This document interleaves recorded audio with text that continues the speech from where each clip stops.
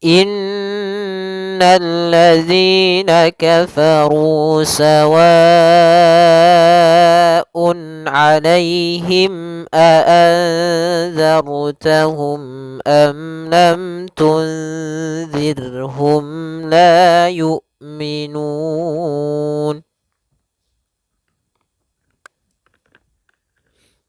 Pada bacaan inna, di sini ada huruf nun yang berharakat tasydid.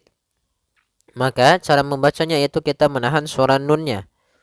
Suara nun kita tahan dulu baru dibaca. Jangan langsung innalladzi, tapi tahan dulu 2 ketukan. Innalladzi,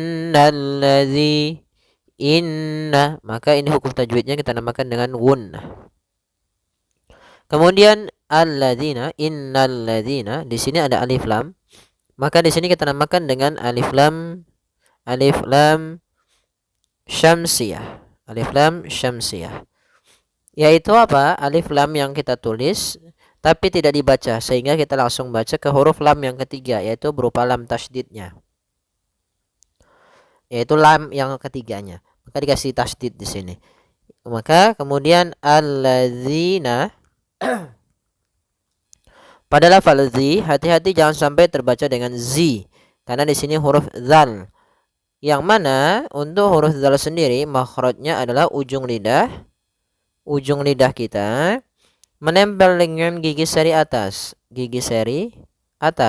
sehingga atau bisa kita gigit sedikit zi gitu ya. Maka alladzina pada lafal zi ada hukum tajwid berupa mad tabi'i, yaitu adanya kasrah bertemu dengan huruf ya. Karena mad tabi'i terjadi dalam 3 kondisi. Yang pertama, fathah ketemu alif, dhammah ketemu waw, kasrah ketemu ya. Nah, di sini tanda panahnya ada yang salah. Ini bukan na yang dipanjangkan, tapi z-nya. Kemudian kafaru adalah faru, kembali lagi ada mad tabi'i, yaitu dhammah bertemu dengan waw, dan di sini ada huruf alif yang ditandai dengan sifar mustadir di atasnya, yaitu tanda lingkaran kecil yang berbundar ini. Maka dia alifnya tidak dianggap ada, sehingga hanya ru-nya saja ketemu dengan waw. Kafaru panjangnya 2 harakat, sehingga panjangnya ru dan zi harus sama. Kemudian sawa'un 'alaihim. Nah, ini kami ada sedikit lupa. Ya, maka yang pertama kita jelaskan dahulu yang pada lafal sawa'un. Sawa'un di sini ada hukum tajwid berupa mad wajib muttasil. Maka ketika kita mendapati bacanya seperti ini kita harus panjangkan sepanjang 4 harokat apabila kita bertemu mad ketemu dengan hamzah. Maka mad wajib muttasil terjadi apabila ada huruf hamzah datang setelah huruf mad dan kemudian ada tanda seperti ini, maka ia menandakan bahwasanya di situ kalau tidak mad wajib ya mad jaiz. Panjangnya berapa harokat? Panjangnya untuk mad wajib yaitu 4 harokat. Ada juga yang mengatakan mad wajib itu 5 harokat di antara para ulama, kedua-duanya kuat. Tapi yang paling banyak kita gunakan kalau kita belajar riwayat yaitu 4 harokat. Maka sawaun. Maka di sini panjang wa adalah 4 harokat. Maka kita panjangkan dulu wa-nya sepanjang 4 harokat baru dibaca on-nya. Mad wajib muttasil itu terjadi apabila ada huruf hamzah datang setelah huruf mad dan hamzah tersebut pada satu kata. Sawaun. Kemudian un alaihim, di sini ada bacaan izhar halqi, yaitu izhar halqi. Kapan terjadinya? Yaitu apabila ada an in un bertemu dengan atau an in un atau nun sukun bertemu dengan huruf izhar, diantaranya adalah hamzah, ain, ha, ghain, ha dan kha. Atau biasanya hamzah ha, ain ha, ghain kha. Maka huruf-huruf ini ketika ada huruf tanwin an in un ketemu atau nun mati ketemu dengan 6 huruf ini, suara nunnya harus jelas atau suara tanwinnya harus jelas. Maka sawaun harus jelas. Kemudian tidak boleh tahan, tidak boleh sawaun alaihim, tidak boleh. Kemudian pelafal alaihim, Di sini ada bacaan izhar, maaf, pada lafal alaihi.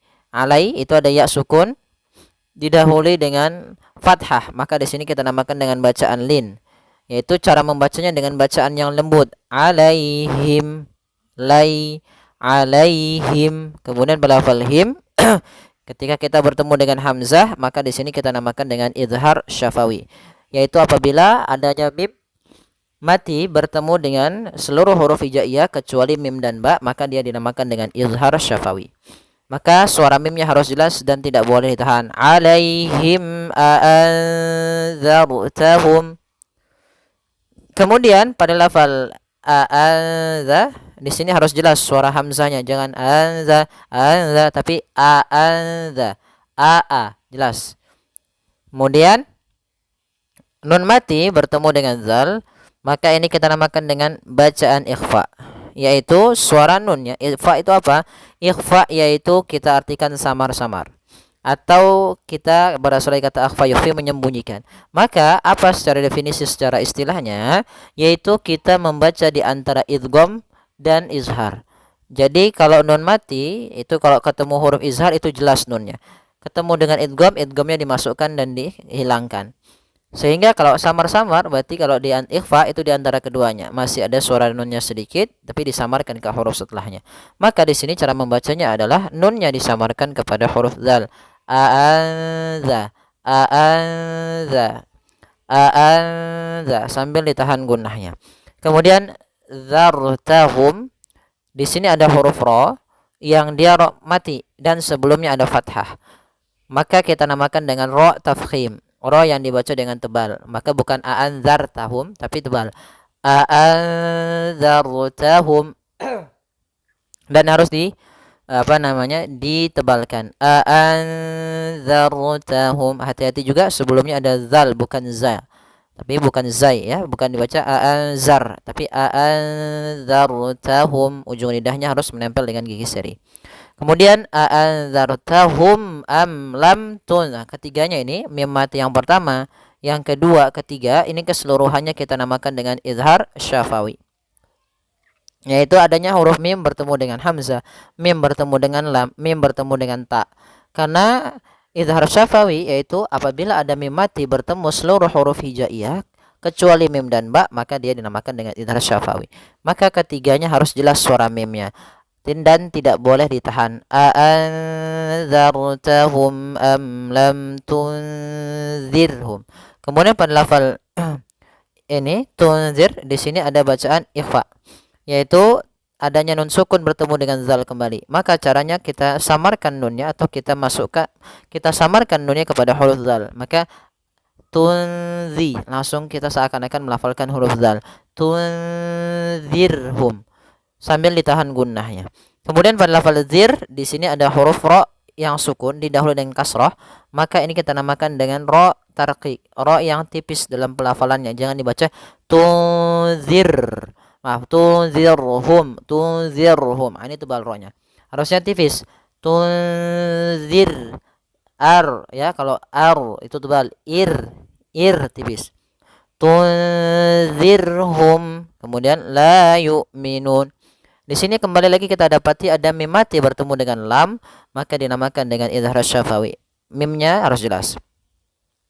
La yu'minun. Pada lafal la ada mad tabi'i yaitu ditandai dengan fathah bertemu dengan alif.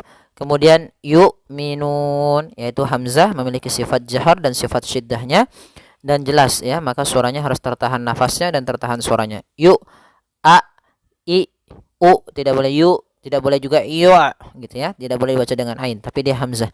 Yu'minun. Kemudian pada lafal nun, di sini ada bacaan mad arid disukun, yaitu mad yang terjadi disebabkan karenanya ada sukun arid, sukun yang timbul karena kita waqaf. Pada dasarnya yu'minuna, nanya dibaca kalau dia bersambung, tapi karena kita waqaf nunnya jadikan mati. Nah, nun mati ini kita namakan dengan sukun arid, sukun yang muncul karena waqaf. Dan sebelum nun yang dimatikan ini ada huruf mad. Maka setiap kita mendapati bacaan yang seperti ini dan kita waqaf pada kata yang bentuknya mirip, yaitu ada huruf akhir sebelumnya huruf mad, baik itu alif, waw, ya, maka kita namakan dengan mad arid disukun. Panjangnya berapa harokat? Panjangnya boleh 2 harokat, boleh 4 harokat, dan boleh pula 6 harokat. La yu'minun. Kita coba ulang. Innal ladzina kafaru sawa'un 'alaihim a anzartahum am lam tunzirhum la yu'minun.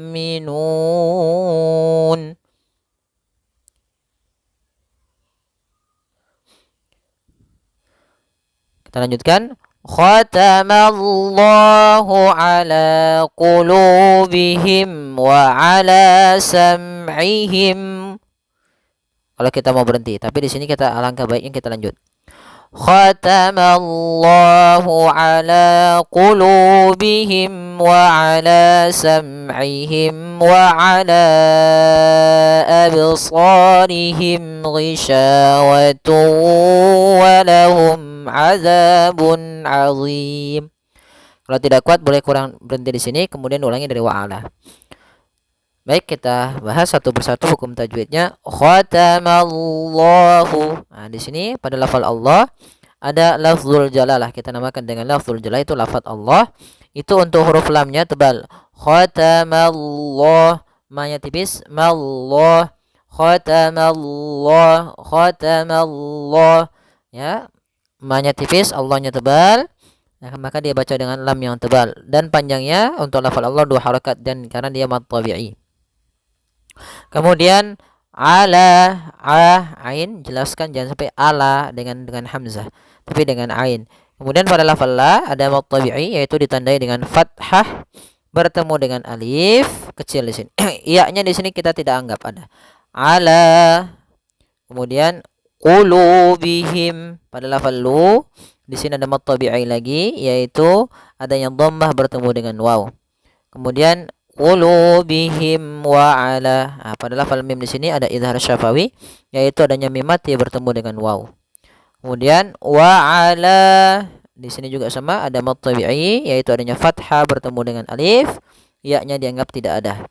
Wa ala, panjangnya 2 harakat. Wa ala sam'ihim. Nah, di sini enggak ada ini. Ya, ini editannya agak sedikit salah. Tadi kami editnya kurang dihapus. Ya, wa ala sam'ihim wa ala absarihim. Kemudian di sini pada lafal sam'ihim wa ala, ini sebenarnya sama, ada kalau kita lanjutkan ada hukum taujid berupa idhar syafawi. Maka cara membacanya adalah mimnya dijelaskan dan tidak boleh tahan. Kemudian wa ala absarihim.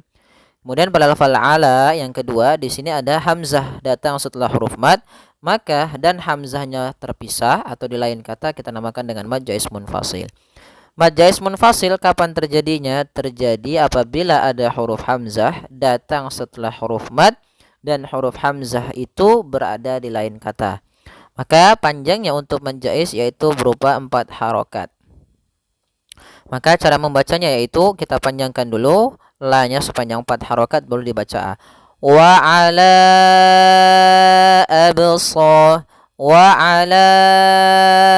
absarihim. Ya, la-nya 4 harokat baru. Kemudian di sini berubah, ada bacaan qalqalah.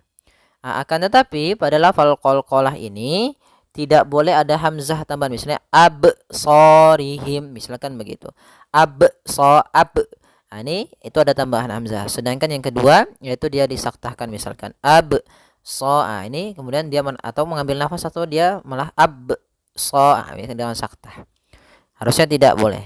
Ya, dia langsung saja absarihim. Kemudian pada lafal sa ada mad tabi'i dan sa-nya harus kita tebalkan.